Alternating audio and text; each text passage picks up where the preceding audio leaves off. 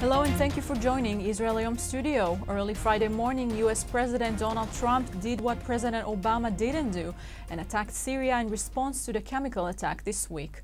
The Syrian government's biggest ally, Russia, has expressed its disapproval of the attack. With me in the studio, Israel Hayom Foreign News Editor Boaz Bismut.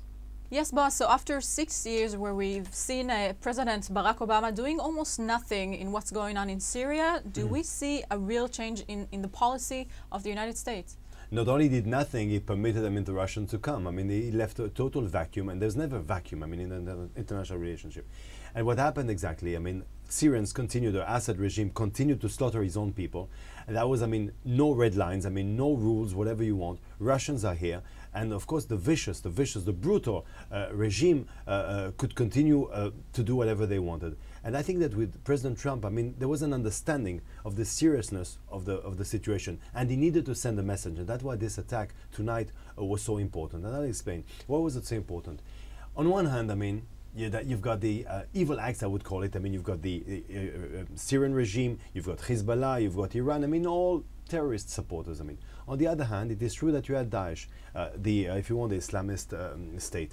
Now, I think that Trump has understood that you can attack both at the same time. America is strong enough to handle both fronts at the same time. And at the same time, you also send a message to the world. Who are the good guys? Who are the bad guys? Because during the 6 years of President Obama, one could figure, wait a second, if Iran is fighting alongside with us against ISIS, maybe Iran is the good side. No. Now we know clearly who are the good ones and who are the bad ones. Yes, and do you think that this pinpoint attack by Donald Trump on the Syrian Air Force base is going to change something in this ongoing horrific war? I have no doubt it will make a change, and why. Is it a game changer? Yes, it is. I'll explain you why.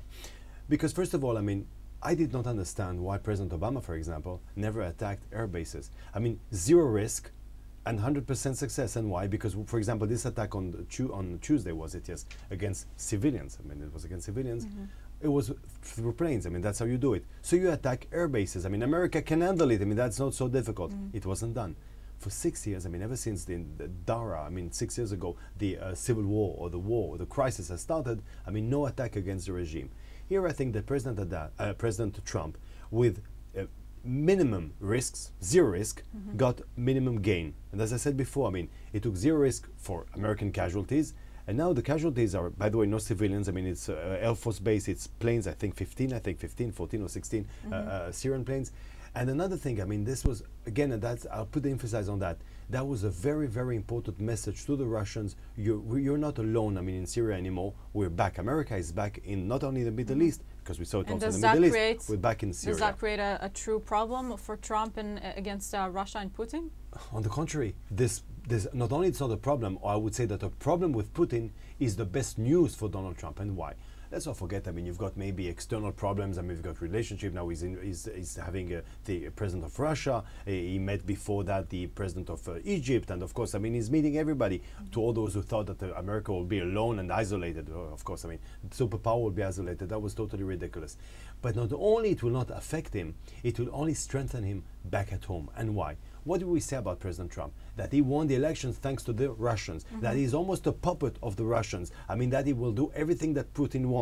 On the contrary, after less than 70 days in the White House, he is already in conflict, in a diplomatic battle against the Russians. So all the ones that criticized him about his, how would I say, is not very clear, pervert relations with the Russian. So how can it be that, on the contrary, after 70 days only, him and Putin are now dancing the same dance? Yes, and where does this whole situation put Israel? Regarding the fact that the Syrian might want to attack Israel in order to punish the Americans? Great question, because as you know, we're in Israel right now. This is what the student, I would like to have a very tranquil weekend. So I would say that, of course, there was a time when every time an Arabic regime had a problem, of course, they will blame who? They will blame, of course, the Zionists. They will blame Israel. By the way, we saw that the governor of Homs, when he criticized in his statement, he also mentioned Israel. Very easy, of course. That is the way, you can gain the sympathy of people, of crowd. That is obvious.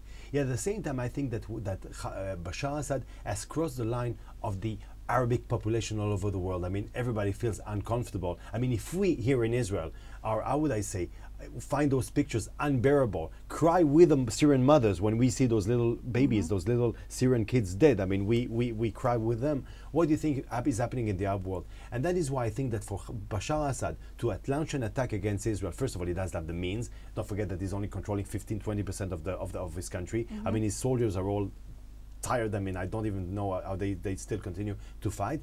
And by doing so, it will only invite Israel to finish his job. Yes, Boaz Bismut, thank you so much for coming to our studio. Thank you for inviting me. And thank you for watching Israel Hayom.